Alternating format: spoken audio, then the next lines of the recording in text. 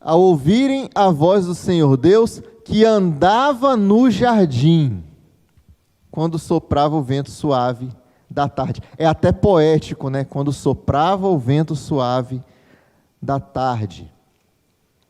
Deus criou a humanidade, Deus criou a terra antes de criar a humanidade, e foram ali nos 5 primeiros dias, né?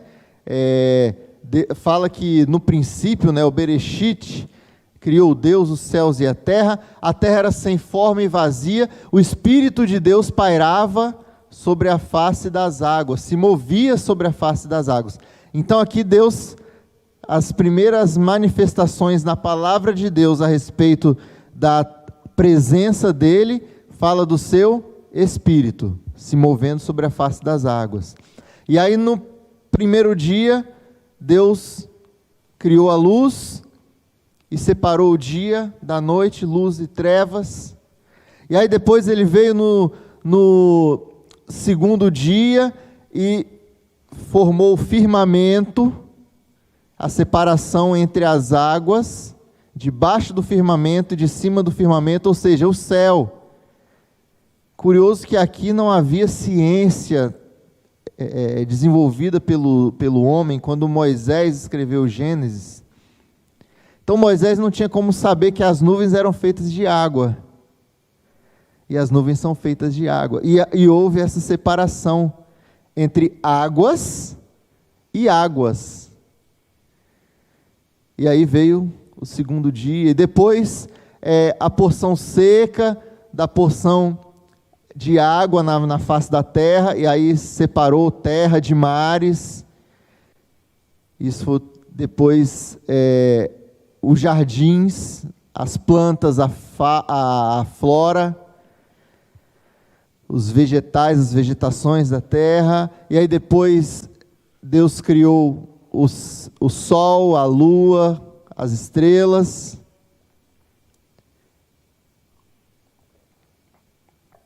E aí depois ele criou os seres vivos, os animais, os répteis, e depois os peixes, as criaturas do mar, e foram aí os 5 dias.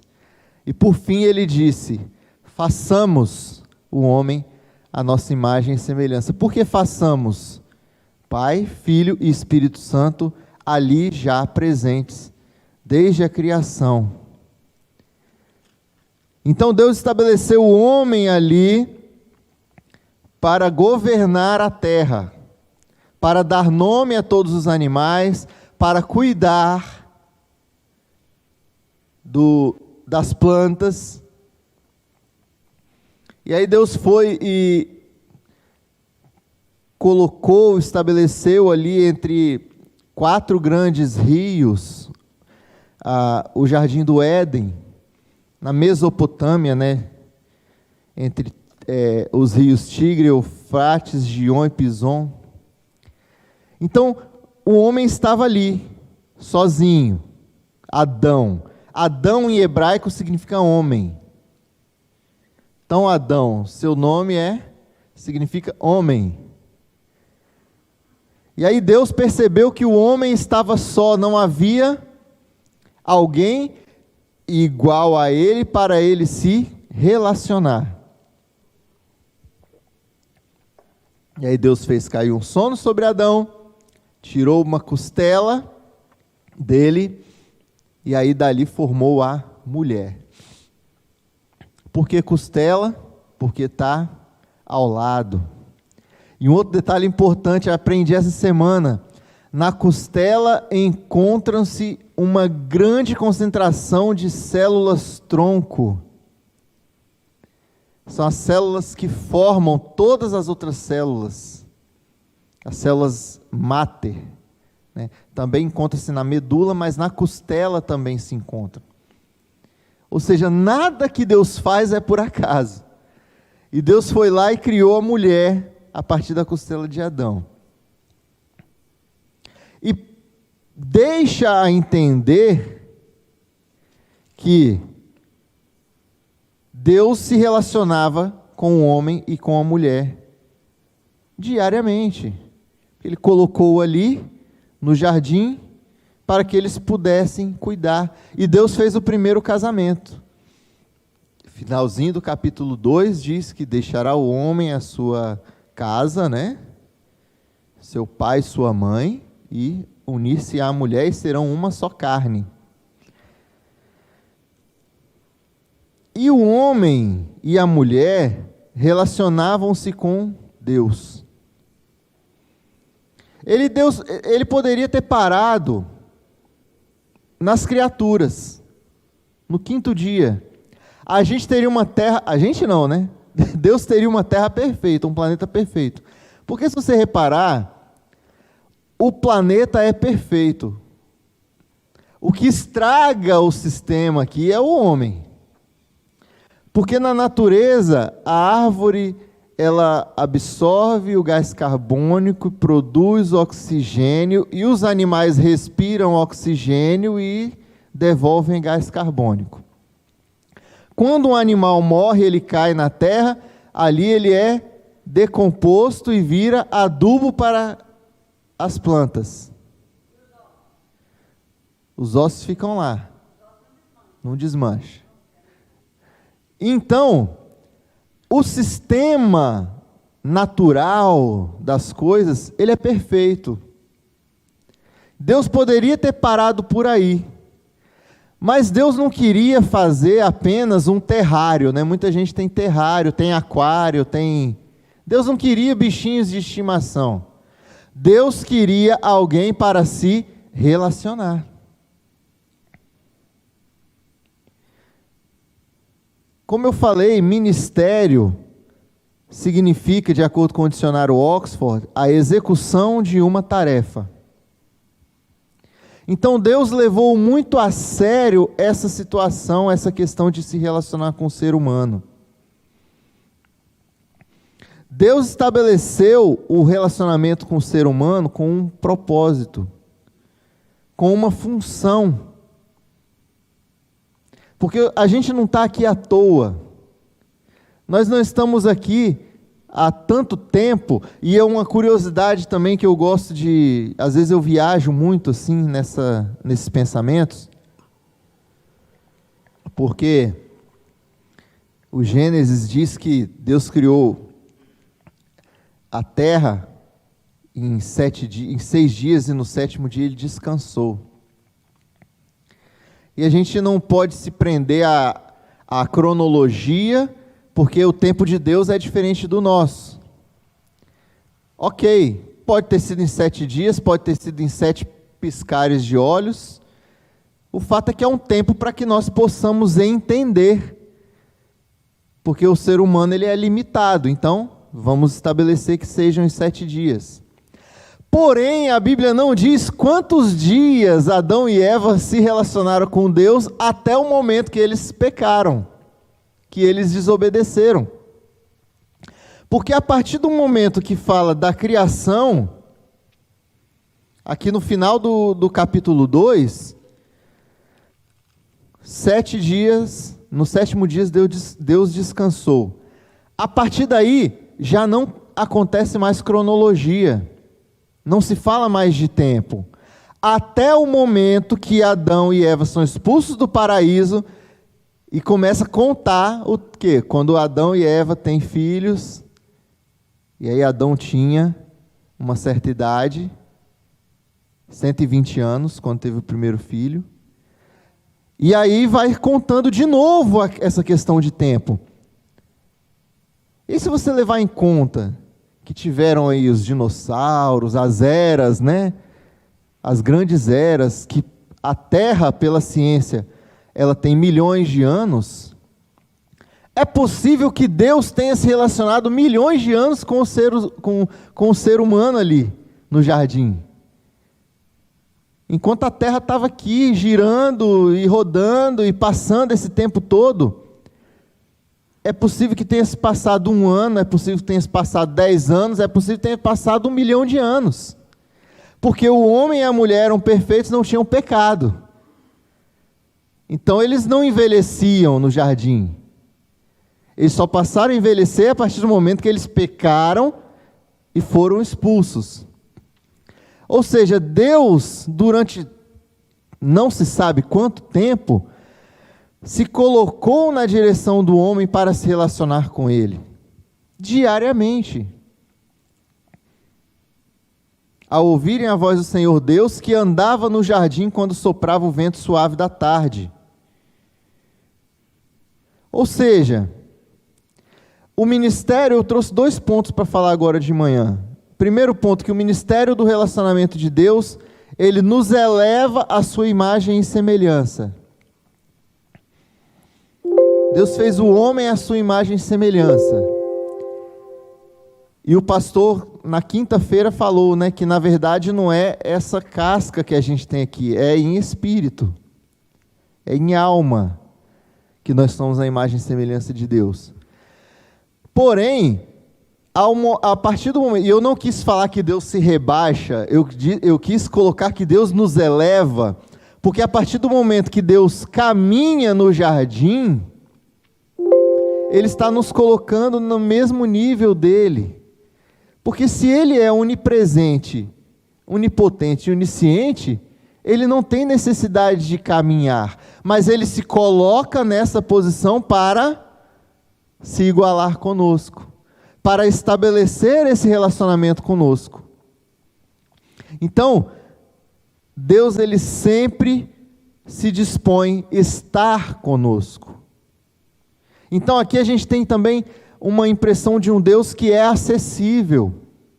Não é aquele Deus que está lá longe. Porque imagina, Adão e Eva no jardim e iriam se relacionar com um Deus que está longe deles. Não, Ele se coloca ali, do lado. Todas as tardes Deus estava ali caminhando e andava ali provavelmente com Adão e Eva e ia conversando. Mas a gente não sabe quanto tempo durou esse relacionamento. O que a gente sabe é que Deus, Ele se colocou à disposição do homem para manter esse relacionamento. E aí por isso que entra essa questão do ministério do relacionamento, porque Deus não precisaria de fazer nada disso, mas Ele colocou e estabeleceu como uma tarefa para Ele, colocar o homem em seu pé de igualdade para se relacionar com Ele. E é assim que Deus faz todos os dias conosco. Deus, Ele se coloca à nossa disposição para estabelecer um relacionamento com a gente. Ele nos eleva à sua imagem e semelhança, a partir do momento que nós oramos e temos a liberdade de conversar com Ele. E Ele nos ouve. E com isso nós conseguimos estabelecer um relacionamento. Ele nos ouve, Ele responde nossas orações. Não verbalmente mais, como acontecia aqui, mas através de suas ações. Através das circunstâncias, através da palavra que nós lemos, através de uma inspiração que a gente ouve de alguém. E o segundo ponto é que o ministério do relacionamento de Deus, Ele nos chama para a sua presença. Primeiro ponto é que Ele vem até a nossa presença. E o segundo ponto é que Ele nos chama para a sua presença. O homem e sua mulher se esconderam da presença do Senhor Deus entre as árvores do jardim. Aí o 9 diz, e o Senhor Deus chamou o homem e lhe perguntou, onde você está? Mas é óbvio que Deus sabia onde Adão estava. É lógico que Deus sabia que ele estava escondido. É lógico que Deus sabia que eles tinham pecado, que eles tinham dado ouvido à serpente e comido o fruto que não deveria comer. Porque Deus sabe de tudo.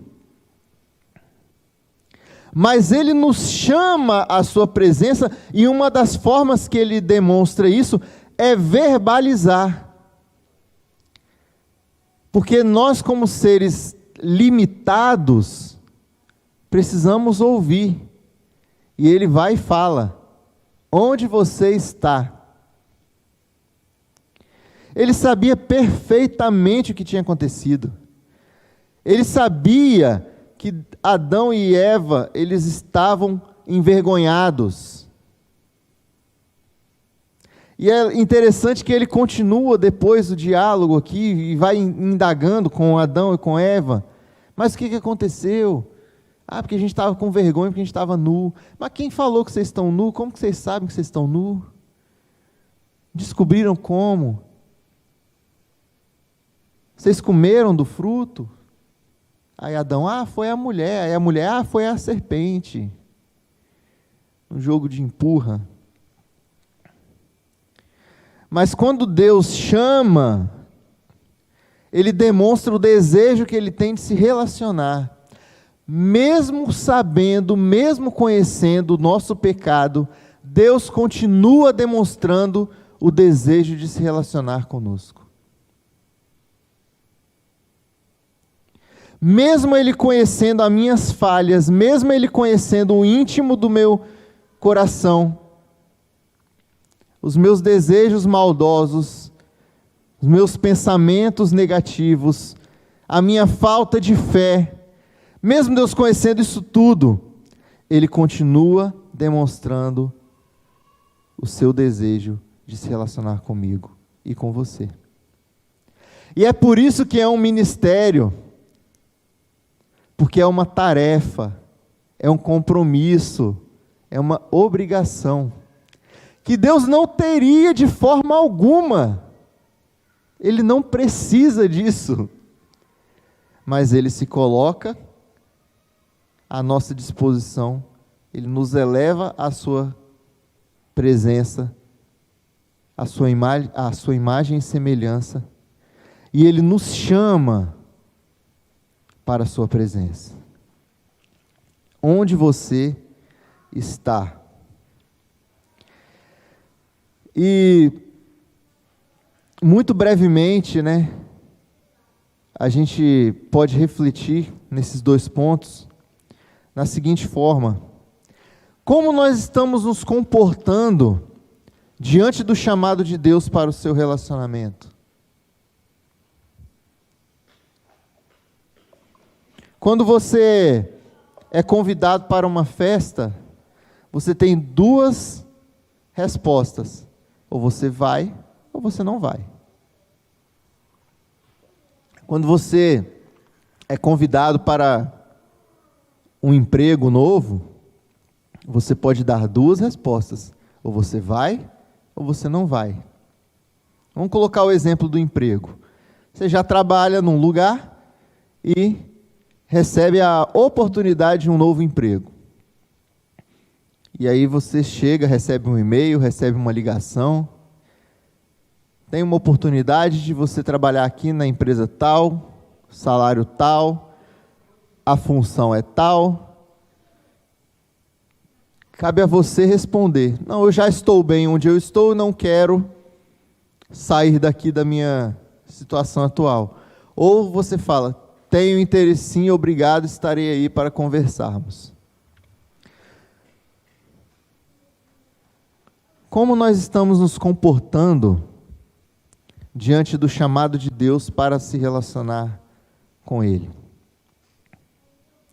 Nós estamos bem? Não, estou bem aqui na minha zona de conforto, não preciso, não quero compromisso, estou tranquilo com a minha fé, estou satisfeito, o caminho que eu estou seguindo aqui está de boa. Ou dia após dia, quando Deus se inclina a se relacionar comigo, eu reconheço a minha falha, reconheço a minha imperfeição, reconheço a minha necessidade e aceito esse relacionamento que Ele oferece para mim. Será que nós estamos respondendo como Adão e Eva, nos escondendo?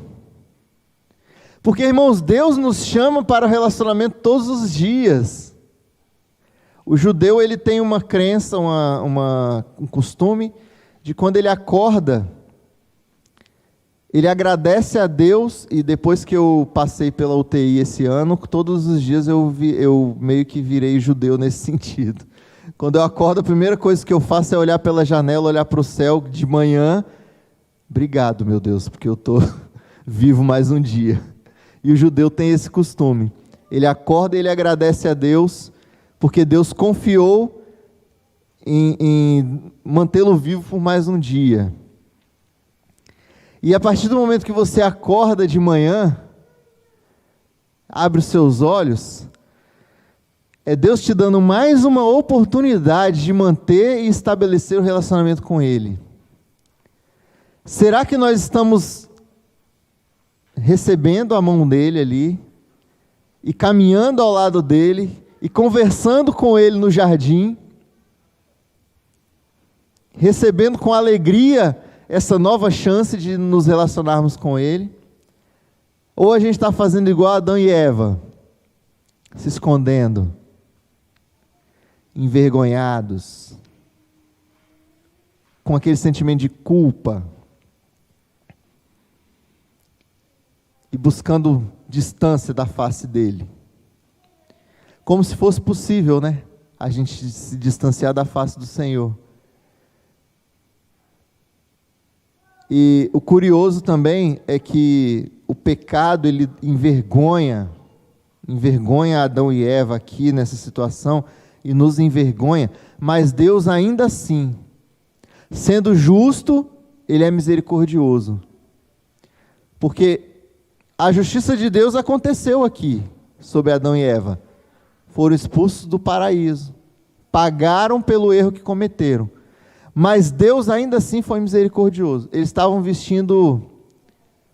cobertos com folhas de figueira, né? Se cobriram com folhas de figueira. Mas Deus foi, no versículo 21 fala, que o Senhor fez roupas de peles, com as quais vestiu Adão e sua mulher. A roupa de pele, ela dura uma vida, né? Ela dura uma vida. Quem aqui não conhece alguém que herdou uma jaqueta de couro de um pai, de um avô, e que está aí usando até hoje, e dura muito tempo? Pois é. A roupa de pele é a demonstração do carinho e do cuidado de Deus para com o homem e a mulher. Mesmo depois de terem pecado, mesmo depois de terem desobedecido, mesmo depois de terem o decepcionado. Quando a gente fala decepcionado, irmãos, a gente também está usando ali a antropopatia, né? Porque Deus, ele sabia de tudo que iria acontecer. Deus sabia que o homem ia pecar, Deus sabia que o homem ia cair. Tanto que a redenção, a cruz, ela foi estabelecida antes da criação. Mas a gente, para entender um pouco melhor, a gente usa essa figura de linguagem, que é estabelecer para Deus sentimentos que só nós temos. Então a gente decepciona Deus. Mas Ele ainda assim foi lá e falou: vai embora, vai cuidar da vida de vocês, agora vocês vão plantar para poder comer, vai ser do suor do seu trabalho que vocês vão ter o sustento, mas toma aqui um cuidado. Deus, Ele foi tão cuidadoso, o Senhor foi tão maravilhoso com Adão e Eva nesse momento aqui, que Ele ainda livrou das mãos deles a morte dos animaizinhos que foram usados para fazer a pele, para fazer as roupas. Porque senão Adão ainda ia ter essa dor na consciência de ter sido o primeiro a matar um animal para poder se vestir. Deus tirou a pele e foi lá e fez a roupa para eles. Na Bíblia não diz, Rosimério. A gente não sabe. Pois é. O fato é que o pecado, ele envergonha. Mas Deus é misericordioso. Deus, Ele nos chama para a sua presença, nos eleva à sua imagem e semelhança, e quando a gente cai, Ele ainda cuida da gente, nos pega no colo. Que a gente possa buscar sermos dignos deste relacionamento que Deus estabelece conosco diariamente, e que possamos entender o propósito do ministério do relacionamento, porque não é à toa. E à noite nós vamos ver